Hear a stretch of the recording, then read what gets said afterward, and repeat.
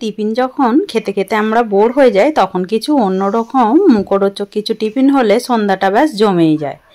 একদম যদি থাকে একটা কাঁচা আলু আর ডিম তাহলে চটজলদি মুখরোচক এই টিফিনটা রেডি করা যায়। নমস্কার বন্ধুরা, কাজল ভিলেজ কিচেনে সকলকে স্বাগত জানাই। রোজকার মতো আজও রান্নাঘরে চলে এলাম। প্রথম থেকে লাস্ট পর্যন্ত ভিডিওটি দেখতে থাকুন। টিফিনটা করার জন্য একটা কড়া গরম হতে বসিয়ে দিয়েছি। কড়ার মধ্যে দিয়ে দেব 1 চামচ সাদা তেল। 4 চামচের 1 চামচ সাদা তেল। তেলটা কিন্তু কড়াটা গরম হওয়ার কারণে ভালোভাবে গরম হয়ে গেছে। তখন আমি এখানে একটা গাজরকে এইভাবে বড় গেটারের সাহায্যে গেট করে নিয়েছি। দিয়ে দেব গেট করে নেওয়া গাজর। এবারে গাজরের মধ্যে এখনই দিয়ে দেবো একটা এইভাবে পেঁয়াজকেও আমি কেটে নিয়েছি, টুকরো করে কেটে নেওয়া পেঁয়াজ। এবারে দিয়ে দেবো এখানে ঝালের জন্য কাঁচা পাকা লঙ্কা কুচিয়ে নেওয়া। সমস্ত উপকরণগুলো দিয়ে একটু নাড়াচাড়া করে নেব যাতে করে কাঁচা গন্ধটা চলে যায় আর হালকা একটু তেলের মধ্যে কিন্তু এই টিফিনগুলো একেবারেই হয়ে যায়। সবজিগুলো যখন এরকম নরম হয়ে যাবে তখনই আমি এখন গ্যাসটাকে অফ করে দেবো। যেহেতু কড়াটা গরম রয়েছে আরও একটু নরম হয়ে যাবে, আর বেশি নাড়াচাড়া করার দরকার নেই। অপরদিকে একটা আমি ডিম নিয়েছি আর এই ডিমটাকে বাটির মধ্যে ভেঙে নিতে হবে। এবারে এখানে নিয়েছি আমি একটা আলু, বেশ বড় সাইজের, ছোট গেটারের সাহায্যে গেট করে নিয়েছি। এটা এইভাবে গেট করে খুব ভালো করে 4 বার থেকে 5 বার ধোবে, তখনই এরকম একটা সাদা ধপধপে এসে যাবে। আর জলটাকে খুব ভালো করে হাত দিয়ে চিপে ফেলে দিয়েছি। সমস্ত আলুটাই আমি ডিমের মধ্যে দিয়ে দিলাম। এবারে এখানে যে সবজিগুলোকে ভেজে রেখেছিলাম এই সবজিগুলোকেও এর মধ্যেই দিয়ে দেব। এবারে এখানে দেব আমি একটু হলুদ গুঁড়ো। হলুদ গুঁড়ো দিলাম 1 চিমটি মতো, যাতে করে সুন্দর একটা কালার আসে টিফিনের। এবারে দেব টেস্টের জন্য একটু জিরে গুঁড়ো আর দেব স্বাদ মতো লবণ বা মাপ মতো লবণ।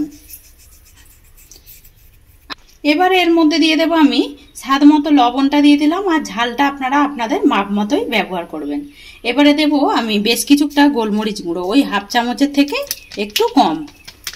এবারে দিয়ে দেব 2 চামচ ভরে ভরে 4 চামচের আমি কর্নফ্লাওয়ার।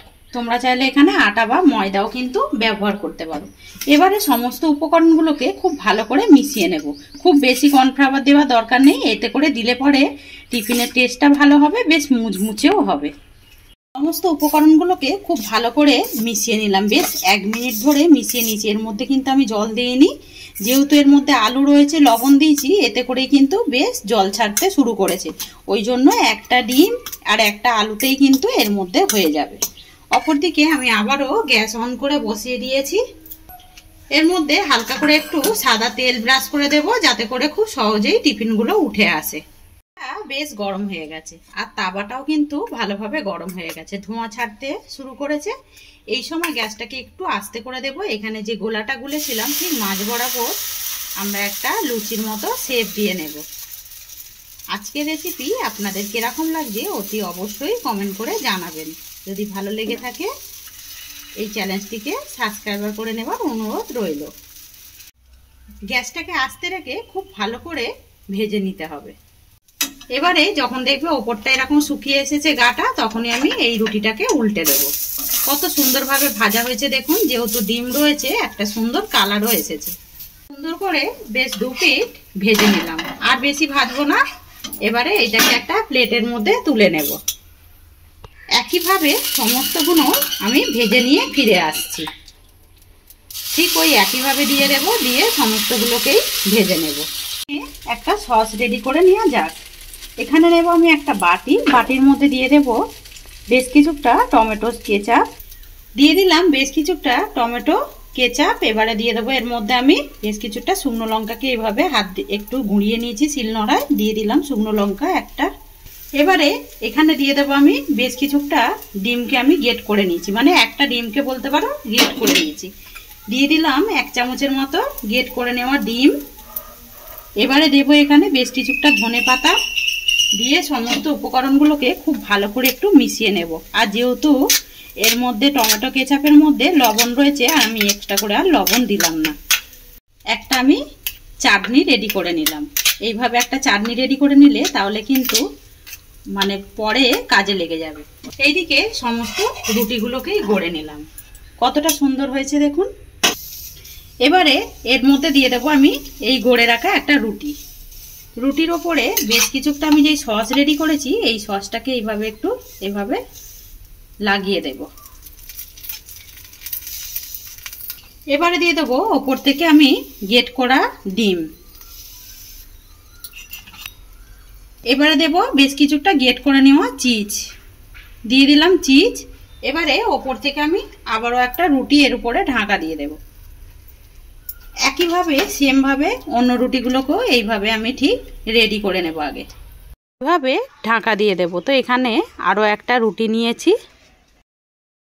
এবারে এখানে আমি দিয়ে দেব, আর এখানে সস লাগানোর দরকার নেই, এখানে এবারে দিয়ে দেব আবারও একটু ডিম, যাতে করে টিফিনটা দেখতে সুন্দর হয়। এবারে দেব বেশ কিছুটা চিজ, ওপরটাতে একটু বেশি চিজ দিতে হবে।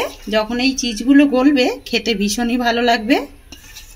ছোট থেকে বড় সবাইরই কিন্তু সন্ধ্যার সময় যদি এরকম একটা মুখরোচক কিছু টিফিন হয় খেতে ভীষণই ভালো লাগে। এবারে ওপর থেকে দিয়ে দেব বেশ কিছুটা ধনেপাতা কুচিয়ে নেওয়া। এবারে সমস্তগুলো যখন সাজানো গোছানো হয়ে যাবে তখন আমি আবারও গ্যাসের মধ্যে লো টু মিডিয়ামে 10 মিনিট ঢাকা দিয়ে রান্না করে নেব, যাতে করে চিজটা একেবারে গলে যায়। খুব ভালোভাবে 10 মিনিট রান্না করে নিলাম। 10 মিনিট পর ফিরে এলাম। কতটা সুন্দর হয়েছে দেখুন, খেতে কিন্তু ভীষণই ভালো লাগবে। সন্ধ্যার সময় যদি থাকে এরকম একটা টিফিন আর তো কোনো কথাই না। আর খুব সহজেই কিন্তু দেখুন কড়া থেকেও কিন্তু ছেড়ে আসে। কতটা সহজে একটা ডিম আর একটা আলু দিয়ে কিন্তু সামান্য কয়েকটা উপকরণ দিয়ে আমরা এরকম সন্ধ্যার মুখরোচক কিছু টিফিন রেডি করে নিতে পারি। তো আজকের রেসিপি আপনাদের কিরকম লাগলো অতি অবশ্যই কমেন্ট করে জানাবেন। যদি ভালো লেগে থাকে একটা লাইক করে দিয়ে এইভাবেই আমার পাশে থাকবেন, আমাকে সাপোর্ট করবেন। আমার এরকম নিত্য নতুন রান্নার জন্য পাশে থাকা বেল আইকনটি প্রেস করবেন। সবাই ভালো থাকবেন, সুস্থ থাকবেন। ধন্যবাদ। আবারও কোনো নতুন রেসিপি নিয়ে ফিরে আসবো। আজকের মতো এই পর্যন্ত।